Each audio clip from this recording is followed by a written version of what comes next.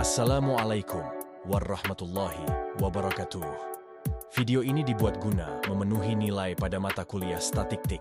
Sebelumnya perkenalkan saya Wahyu Nur Hidayat dengan NIM 22 10 10 35 30 36 25.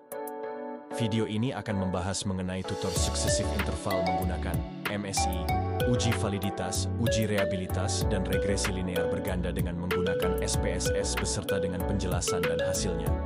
Langkah paling pertama yaitu penentuan judul. Di sini saya mengambil judul, yaitu pengatuh citra merek dan kualitas produk terhadap pengambilan keputusan minyak goreng Rose Band. Langkah kedua yaitu menyiapkan tabulasi data dari setiap variabel yang ada sesuai dengan judul yang diambil. Untuk materi pertama yaitu successive interval menggunakan MSI. Pertama, tutor perubahan data ke MSI. Untuk mendapatkan aplikasi MSI bisa didapatkan di Windows Store dan jangan lupa untuk menyesuaikan jenis Windows dengan jenis aplikasinya. Setelah aplikasi MSI didapatkan, lalu buka file Excel yang sudah berisikan tabulasi data. Lalu buka aplikasi MSI, tap Enable. Lalu akan langsung masuk ke Excel tabulasi data tadi. Tetapi dengan tambahan menu, yaitu Add-ins. Selanjutnya tab statistik di pojok kiri dan pilih menu successive interval. Kemudian di kolom data range block semua isi dari tabulasi data variabel ke satu ke kuali totalnya. Dan untuk cell output bisa klik di mana saja untuk keluarnya hasil, kemudian klik OK. Kemudian pilih select all, dan kemudian klik OK. Maka akan langsung keluar hasilnya sesuai dengan tempat YG dipilih sebelumnya. Lakukan hal demikian ke variabel X2 dan Y. Kemudian untuk uji validitas menggunakan aplikasi SPSS. Langkah pertama yaitu masukkan data variabel X1, KKE, aplikasi SPSS, kemudian ke menu Analyze, Correlate, dan kemudian pilih Bivariate. Pindahkan semua isi di kolom sebelah kiri ke kanan, kemudian klik OK. Akan muncul hasil dari uji validitas di variabel X1. Lakukan hal yang sama ke variabel X2 dan Y. Berikut adalah hasil kesimpulan dari uji validitas.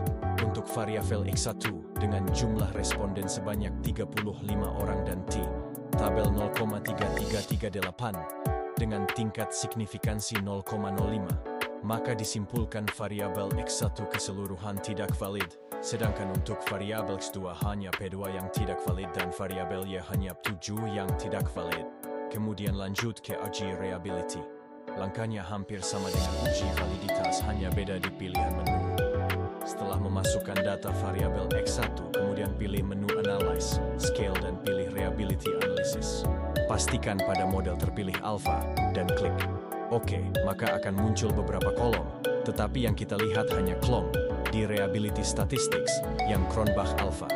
Maka pada variabel X1 dapat disimpulkan dengan jumlah responden, yaitu sebanyak 35, dan nilai Cronbach Alpha min 0,497. Pada variabel X2 sebesar 0,461 dan variabel Y yaitu sebesar 0,316.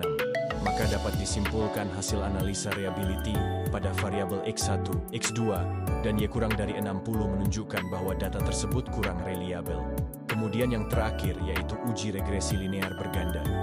Langkah pertama yaitu pindahkan semua isi kolom total ke SPSS, kemudian tandai setiap kolom sesuai dengan namanya di variabel view, agar tidak tertukar, dan pilih menu Analyze, Regression, dan kemudian Linear. Maka selanjutnya pindahkan variabel Y ke dependen dan sisanya variabel X2 dan X1 ke independen, kemudian klik OK. Maka akan muncul beberapa hasil. Berikut adalah kesimpulan dari pengolahan regresi linear berganda tadi. Pertama, uji T.